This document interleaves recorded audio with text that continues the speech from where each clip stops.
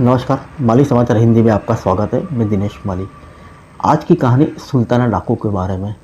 सुल्ताना डाकू की हैरान करने वाली कहानी, जिसे पकड़ने के लिए बुलाए गए थे अंग्रेज अधिकारी।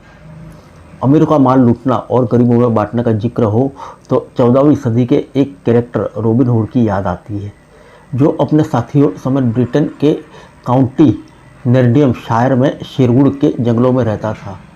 वो एक आम नागरिक था, लेकिन नॉटिंघम के कुख्यात शेरिफ ने उसकी ज़मीन ज़बरदस्ती छीन ली थी, जिसकी वजह से वो डकैती करने लगा था।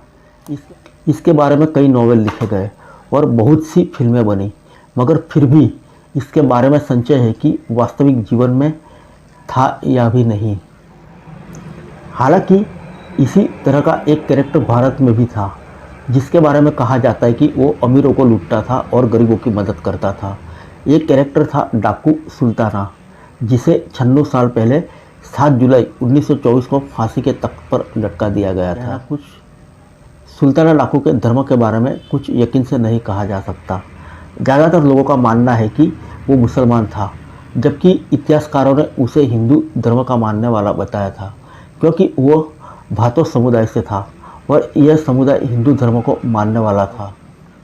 उस समय सुल्ताना पर चोरी के अलावा हत्या का कोई आरोप नहीं था, इसलिए उसे सिर्फ 4 साल जेल की कड़ी सज़ा सुनाई गई थी। जफर उमर ने उसकी गिरफ्तारी पर मिलने वाले रुपए और सिपाहियों को स्थानिक लोगों में बांट दिया था। इसके बाद जफर उमर ने उर्दू में कई जासूसी नॉवल लिखे, जिसमें पहला नॉवल नीली छतरी था। इसकी कहानी का मुख्य पात्र डाकू सुल्ताना ही था। सुल्ताना की वारदात का तरीका। रिहाई के वक्त सुल्ताना ने अपने गिरोह को फिर से इकट्ठा किया। इससे नजीजाबाद और सहारनपुर के सक्रिय लोगों से संपर्क किए और अपने भरोसेमंद मुखबिरों का जाल बिछाकर लूटना शुरू कर दिया। उसे अपने मुखबिरों के जरिए मालदार लोगों की खबर मिलती थी। सुल्ताना हर डकैती की योजना बड़े ध्यान से बनाता था और हमेशा कामयाब होकर लौटता था। अपने ज़माने में मशहूर शिकारी जिम कार्बेट ने भी अपने कई लेखों में सुल्ताना के बारे में लिखा था। जफर उमर के अनुसार सुल्ताना डाकू बड़ा ही निडर होकर डकैती डालता था और हमेशा पहले से ही लोगों को सूचित कर देता था कि श्रीमान पधारने वाले हैं। डकैती के दौरान वो खून बहाने से जहाँ तक हो सकता है बचने का प्रयास करता था, लेकिन अगर कोई शिकार विरोध करता और उसके साथी की जान लेने की कोशिश करता था तो उसकी हत्या करने से भी परहेज नहीं करता था। यह भी मशहूर है कि वो अपने विरोधियों और जिनकी वो हत्या करता था उनके हाथ की 3 उंगलियां काट डालता था। अमीर साहूकारों और जमींदारों के हाथों पीड़ित गरीब जनता उसकी लंबी आयु की दुआएं मांगते थे और वो जिस भी क्षेत्र से माल लूटता था वहीं के ज़रूरतमंदों में बांट देता था। सुल्ताना की डकैती और आतंक का ये सिलसिला कई साल तक जारी रहा, मगर सरकार अंग्रेजों की थी और यह स्थिति ज़्यादा देर तक बर्दाश्त नहीं कर सकते थे। पहले ही उन्होंने भारतीय पुलिस के जरिए सुल्ताना को ठिकाने लगाने की कोशिश की, मगर सुल्ताना के मुखबिर और गरीब देहातियों की मदद की वजह से वो अपने इरादों में कामयाब ना हो सके। अंत में अंग्रेज़ों ने सुल्ताना डाकू को गिरफ्तार करने के लिए ब्रिटेन से फ्रेंडी यंग नामक एक तजुर्बेकार अंग्रेज पुलिस अधिकारी को भारत बुलाने का फैसला किया।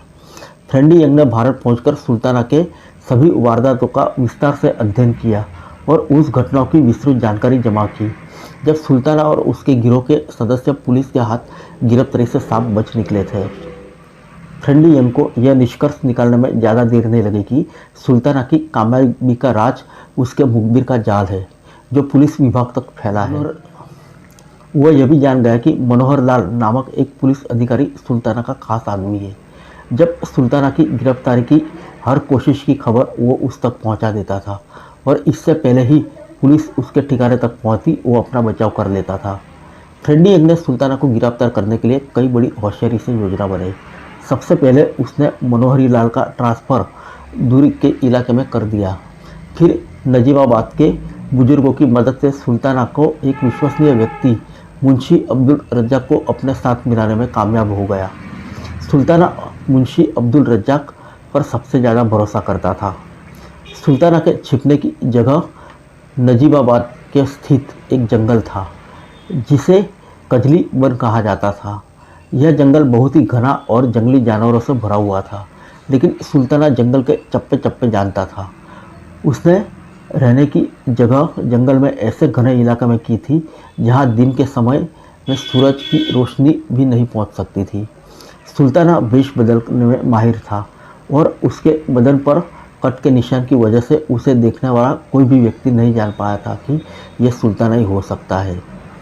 फ्रेंडी यंग ने मुंशी अब्दुल रज्जाक की सूचना की बुनियाद पर सुल्ताना को चारों तरफ से तंग करना शुरू कर दिया। मुंशी अब्दुल रज्जाक एक तरफ सुल्ताना से संपर्क में था और दूसरी तरफ उसकी हर हरकत की सूचना फ्रेंडी यंग तक पहुंचा रहा था। एक दिन मुंशी ने सुल्ताना को एक ऐसे स्थान पर बुलाया जहां पुलिस पहले से ही छुपी हुई थी। सुल्ताना जैसे ही मुंशी के बिछाए हुए जाल तक पहुंचता है तो सैमुअल पेरिस नामक एक अंग्रेज अधिकारी ने उसे अपने साथियों की मदद से काबू कर लिया। सुल्ताना ने पहले फायर करना चाहा, मगर पुलिस ने उसकी राइफल छीनने में कामयाब हो गई।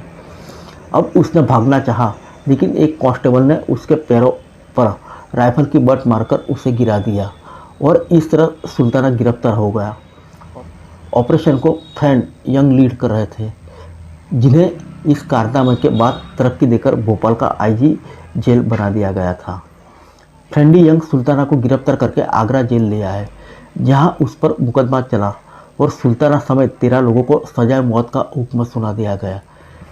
इसके साथ ही सुल्ताना के बहुत ही साथियों को उम्र कैद और काला पानी की सजा भी सुनाई गई। 7 जुलाई 1924 को सुल्ताना को फांसी के तख्ते पर लटका दिया गया, लेकिन अमीरों पर इसका खौफ और जनता में इसके आतंक के चर्चे लंबे समय तक जारी रहे। सुल्ताना अंग्रेज से बहुत नफरत करता था। कहते हैं कि इसी नफरत की वजह से वो अपने कुत्ते को राय बहादुर कहकर बुलाया था। एक सम्मानजनक उपाधि थी जो अंग्रेज सरकार की तरफ से उनके वफादार भारतीयों को दी जाती थी। सुल्ताना के घोड़े का नाम चेतक था। जिम कॉम्बेट ने लिखा है कि जिस जमाने में सुल्तान पर मुकदमा चलाया जा रहा था, उसकी दोस्ती फ्रेंडी यंग से हो गई। फ्रेंडी यंग, जो सुल्ताना की गिरफ्तारी की वजह बना था, सुल्ताना की कहानी से इतना प्रभावित हो गया कि उसने सुल्ताना को माफ़ी अर्जी तैयार कर दी और मदद की, लेकिन यह अर्जी रद्द हो गई। सुल्ताना ने फ्रेंडी यंग से कहा कि उसके मरने के बाद भी उसके 7 साल के बेटे को उच्च शिक्षा दिलवाई जाए। फ्रेंडी यंग ने सुल्ताना की इच्छा का सम्मान किया और उसकी मौत की सज़ा के बाद उसके बेटे को उच्च शिक्षा प्राप्त करने के लिए इंग्लैंड भेज दिया गया। शिक्षा प्राप्त करने के बाद वो वापस भारत आया और ICS का एग्ज़ाम पास करने के बाद पुलिस विभाग में एक उच्च अधिकारी बना और वो इंस्पेक्टर जनरल के पद से रिटायर हुआ। सुल्ताना अपने जीवन में एक ही काल्पनिक किरदार बन चुका था। जनता उससे प्यार करती थी। उसके कैरेक्टर की खूबियाँ ने साहित्यकार और लेखकों को अपनी तरफ आकर्षित किया था और इसके बारे में हॉलीवुड, बॉलीवुड और लॉलीवुड तीनों फिल्मी क्षेत्रों में फिल्में बनी हैं।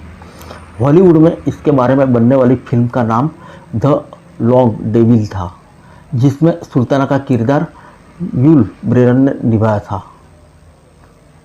पाकिस्तान में इनके किरदार पर 1975 में पंजाबी भाषा में फिल्म बनाई गई, जिसमें सुल्ताना का किरदार कलाकार सुधीर ने अदा किया था। सुल्ताना के किरदार पर सुजीत सराफ ने द कन्फेशन ऑफ सुल्ताना के नाम पर एक उपन्यास भी लिखा। फिर मिलेंगे अगले बुलेटिन में अन्य ऐसी ही किसी कहानी के साथ। तब तक के लिए इजाज़त दीजिए। नमस्कार।